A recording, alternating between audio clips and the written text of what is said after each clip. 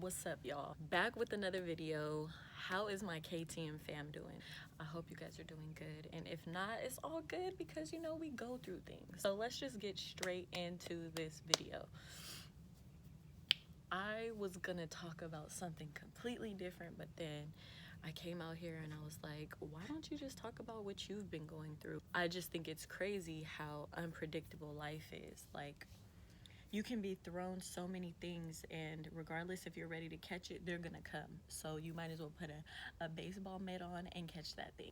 I've been getting hit by so much within like this 6 month span of time. It may even be 7 months now. I don't understand a lot of things, but the other day I was having a conversation with my dad, and I was like, you know what? I think that everything that I've been enduring, everything that I've been going through, I asked for in a way. Like, story time.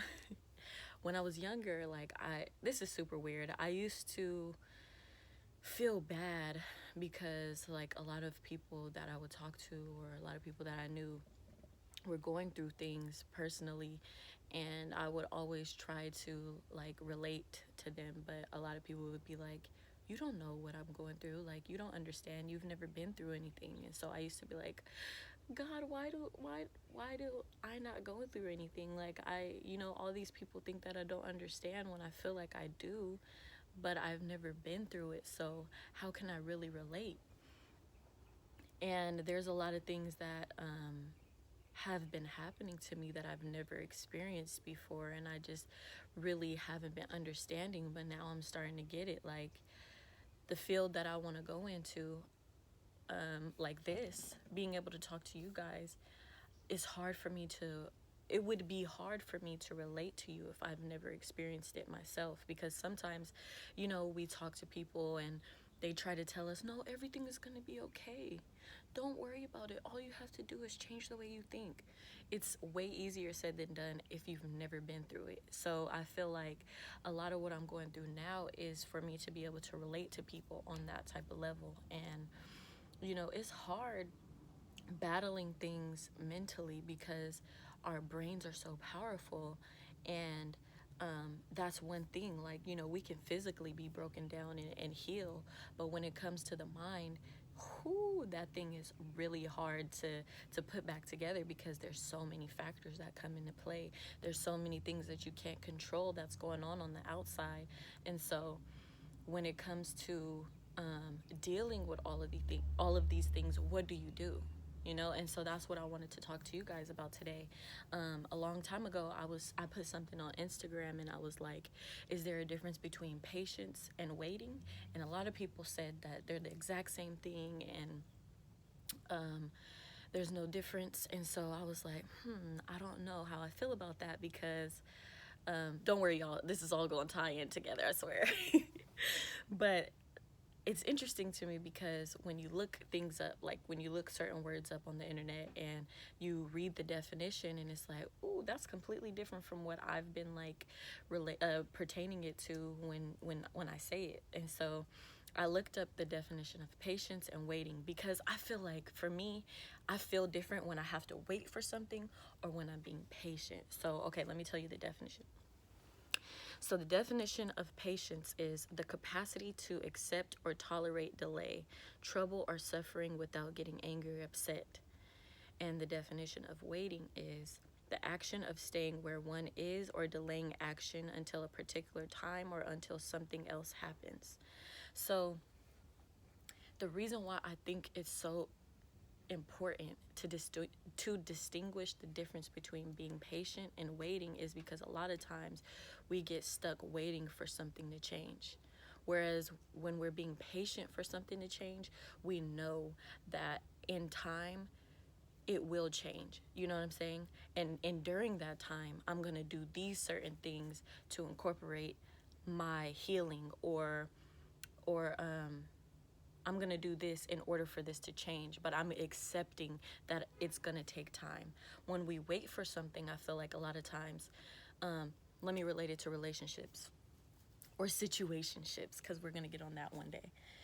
When we're waiting for, say, that person to see to figure out if they want to be with you or how this relationship is going to go, we don't always accept that we have to wait, because a lot of times is the partner wants something to happen faster than what than it's happening. When it comes to mentally healing ourselves, I'd rather be patient than wait for it to happen. A lot of times I can stay stagnant and think about what I want to change. And it's so easy to do that because it's constantly on our minds. You know, a lot of times we say everything happens for a reason. Yeah, that's true. But a lot of times we can be right behind it. You know, we can take these actions in order to make a solution. We can do things in order to change the results. And so I wrote down some things because I feel like, well, why are you know, a lot of times it's like, why are you saying all this if you don't have a solution? I thought of some things. One, we have to get clear on what we're waiting for. If we're just waiting on something, you know, say, for example, a job, if we're just waiting for, you know, somebody to come along and magically say, oh, Celeste, I have a job open for you. Do you want it? You know, that's cool. Yeah, I do. But a lot of times things don't work out that way. You have to apply yourself. I'm speaking to myself as well because, you know, I'm kind of lazy. But we have to apply ourselves. We have to go out there. We have to put applications out in order to get that job, right? Because it's not always going to just come to us. Two, let go of the expectation of when you think. They always know how to mess something up. Always.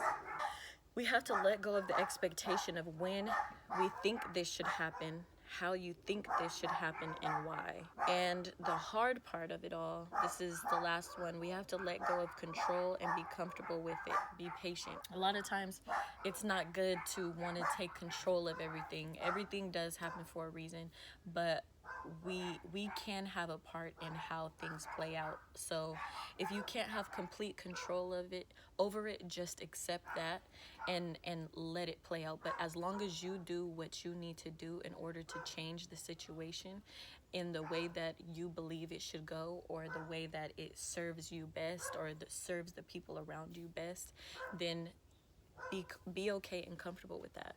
We can't change the world. We can take steps to changing the world, but we can't completely do it ourselves. We have to do it as a whole. And I think once we change, you know, just that thought pattern of whether or not we can do it or not is going to be a big step. And knowing that life is always going to be unpredictable. We'll never have it figured out. Life is just is a game, and we're in it. You know, there's a lot of levels to this game, but as long as you never give up, continue to keep going and try to keep a positive mind. You can't always have, it's not always going to be positive, because, you know, it's always positive within negative, always negative and positive. Okay, so here's a little part of remember this book I was talking to you guys about, All About Love by Bell Hooks? If you don't have it, go get it. But in the book, she says, here's a little quote. It is difficult to wait. No doubt that is why biblical scriptures urge seeker to learn how to wait. For waiting renews our strength. When we surrender to the wait, we allow changes to emerge within us without anticipation or struggle. When you surrender to the wait, the wait is when waiting transforms into patience. And so that's pretty much all that I'm saying. To coincide the beginning of this video and the end, I asked for this. You know, we all asked for what's happening to us in some way, shape, or form. I asked to become more relatable to people, to be able to help people heal. And so now I'm going through all of this in order to transform my life into something better, so that I can be able to help people later on in life, or even now. And that's when my waiting, and the word that I mean when I say waiting is aimlessly waiting. Don't aimlessly wait. Celeste. When you aimlessly wait, you don't see anything in the future. You know, you're just going with the wind. When we surrender, surrender is huge. When we surrender to waiting, that's when our waiting transforms into being patient beings. When we become patient, we know, okay, there is a result at the end of this. Something is going to happen that I look forward to happening. So I surrender with the knowledge of knowing that I have to wait in order for this to happen. So all that I'm going through now, this whole 7 months of anxiety, depression, whatever you want to call it, whatever name you want to put on it, is all going to be worth it. And I'm okay with that. I'm surrendering all of this in order to have the better result. So I'm going to leave you guys with that. I love you so, so much. Please continue to push nothing but love and positivity. And please, please, please, please, as always, keep the momentum. Oops.